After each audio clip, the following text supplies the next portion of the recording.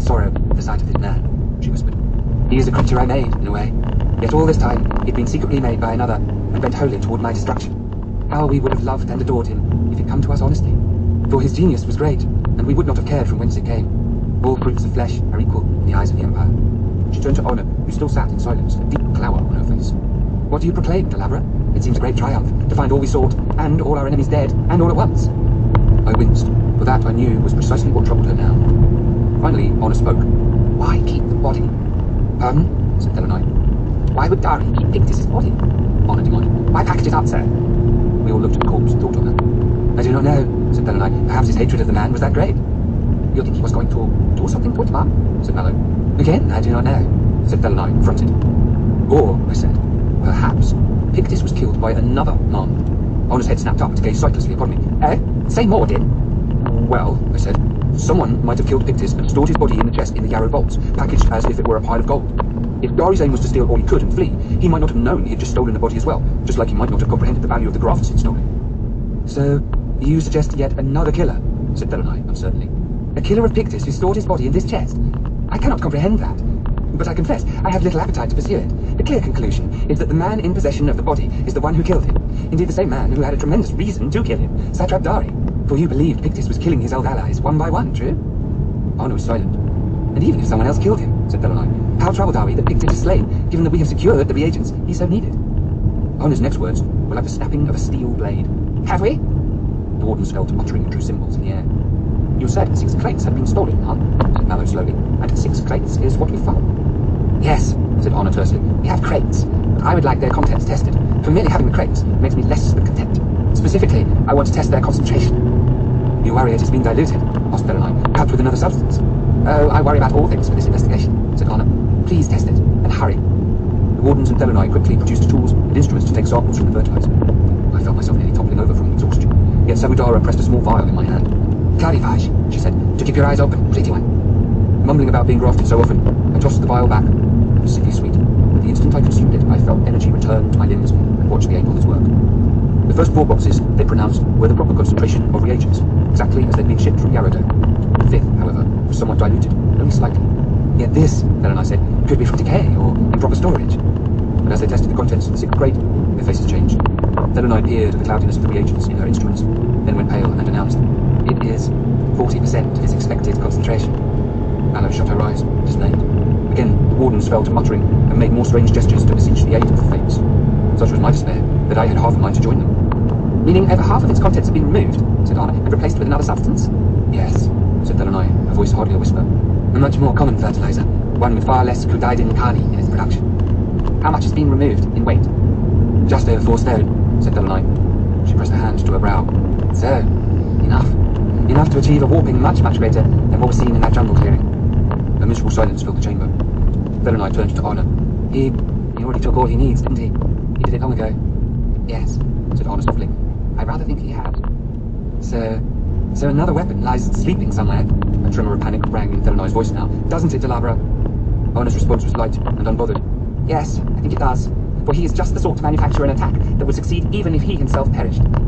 But where is it? Begged Delaney. Where has he hidden the weapon? What does he mean to strike at now, from beyond even the barrier of death? Honor pursed her lips and cocked her head, her fingers flitting in the folds of her dress, as they so often did. Then she said, I don't know.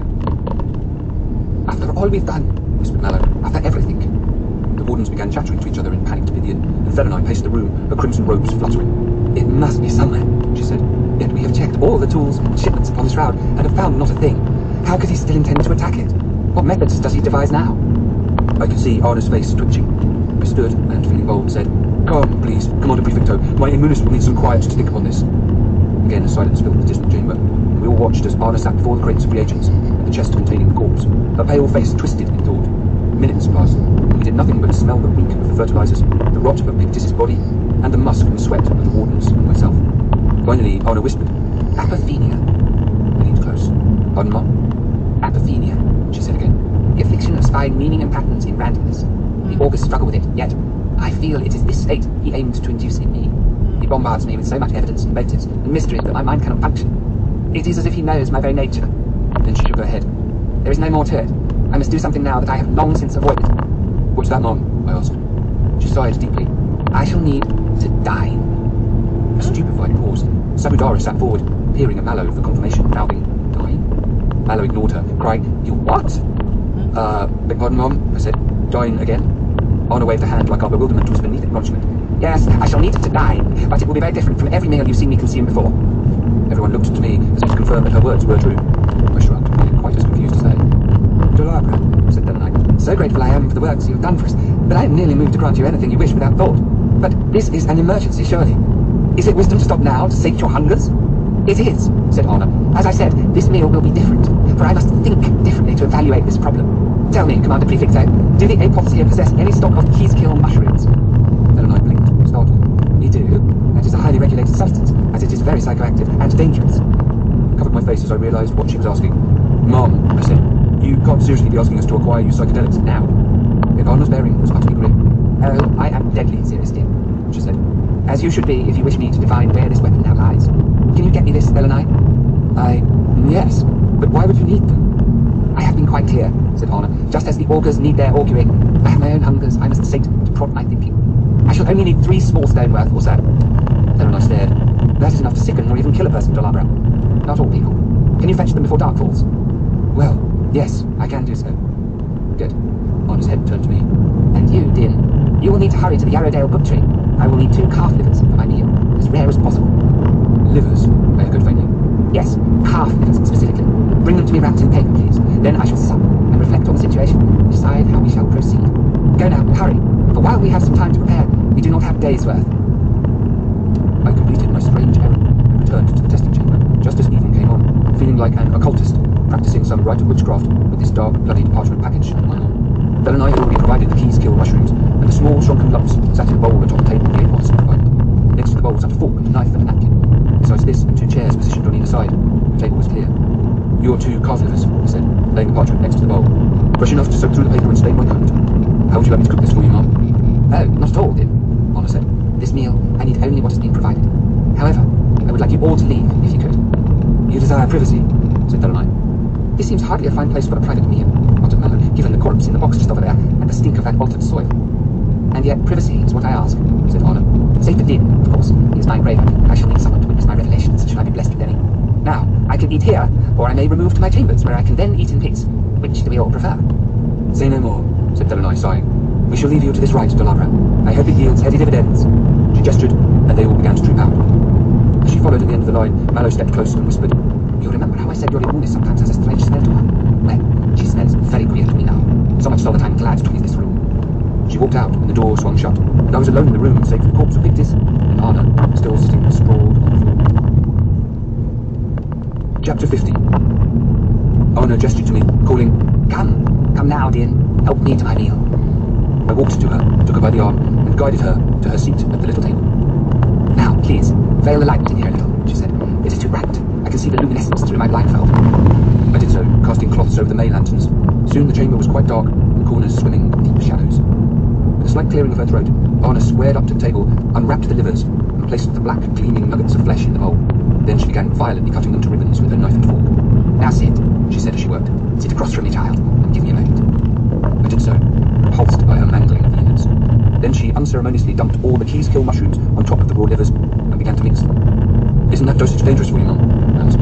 "You need not speak, Din," she said archly, "for I shall be unable to respond soon." "Because?" A wry smile. "Because my mouth will be quite full, of course."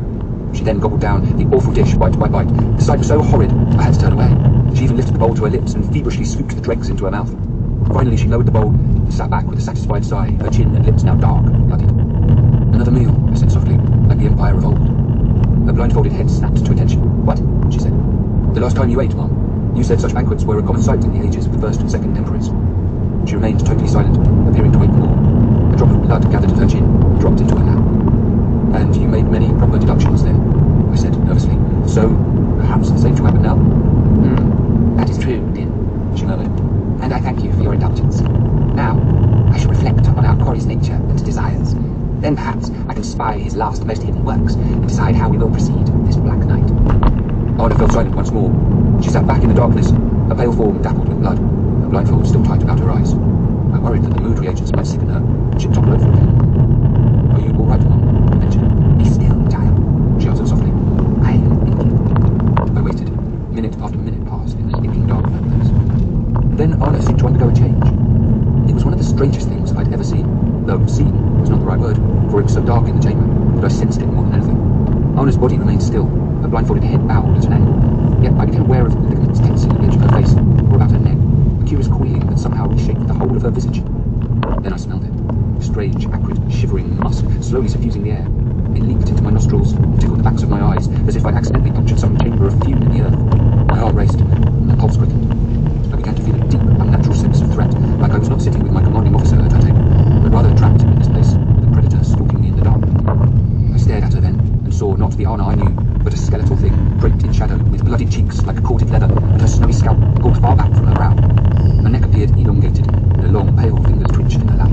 Her grin no longer seemed to have any trace of humour in it, but was...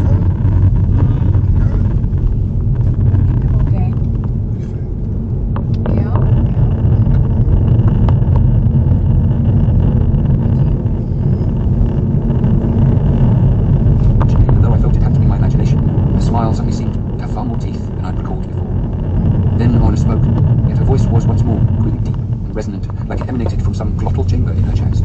Why has he not yet attacked Mr. Howard? Why not strike when we are vulnerable? Still, I think upon this. Why not yet? A wet click from the back of her throat. She cocked her head, and I saw the glint of bloodied teeth in a wide grin. What does his heart desire? This man who has no nation, no kingdom, nor even a face. She shivered and sat back, moving past the penumbra of the lantern light. More minutes passed, and when she spoke again, her voice was even deeper than before. Not the voice of a man, but a voice distorted and warped, so much so it was difficult for me to parse her words. How was he there that night? She murmured. Pardon, Mum? How did he poison that cup without anyone ever noticing it? She whispered. Did he do it before it ever touched the king's hands? And how did he fell poorless without anyone spying him, seeing he was a stranger to this court? Or was he always there? Her pale fingers reached forward, as if grasping an invisible arm. Tell me, the king had a twin, did he not? My eyes fluttered as I recovered the memory. So Dari said yes. And Kavdar had a twin, born then, and Dari was a survivor of 3. Yes, Mum. She meditated on this, then turned her face to the west. Then she twitched in her chair, and turned it again, now facing where Pictus's corpse lay in the shadows. She pulled her blindfold away, a normally mad thing for her to do, given her dislike of new environs, and gazed at the body as if enraptured. Dim, she said. Your knife. What, Mum? Your knife. Give me your knife, boy, now! I did so, dismayed by the request. She took it, then flew to the corpse's side. For a moment I feared she intended to mar the body, butchering it in her madness. Yet a voice in my mind told me this was not so. She will not savage it, the voice said quietly and calmly. She plans to eat it, to feast upon it, for this is the feast she has so long hungered for. Good. Anna raised the knife, but my horror was entirely wrong, for rather than slashing at the flesh, she wedged the blade between the corpse's teeth and wiggled it back and forth until the tooth came free with an awful crunch. Then she dropped my knife and turned the tooth over and over in her fingers, like a witch reading her scrying stone. A fine tooth, she whispered. A fine imperial tooth, healthy and strong from many calcareous grafts. She tapped it against the floor and released the grafts at her. This has no staining or weakness from months ago. Why would Pictus bother to modify his teeth? Except... She froze and dropped the tooth. Then she stood and turned to the northwest. She walked to the chamber walls as if she could see through them and behold some distant movement in the high city on the hills above. His dogs, she whispered. Of course. Of course, he killed the dogs first. His dogs? I asked. Jari Pavatar's dogs. Do they matter in this, Mom? Do they matter? Then she shook her head, laughed, and turned to face me. Do they matter, Din? I see it now. A hidden piece, one kept off the board entirely while all our eyes were fixed on something else. Then she cried out, Oh, how I see it! I see all of it now! I see it now!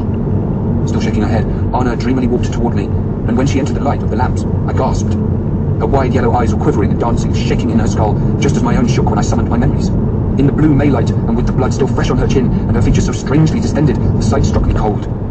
I see his game, his mind, cried Anna. I see all the warp and weft he spins about us even now. What a fine, clever officer he was, and what a finer one he would have made had his heart not been so poisoned by the puerile dreams of petty men.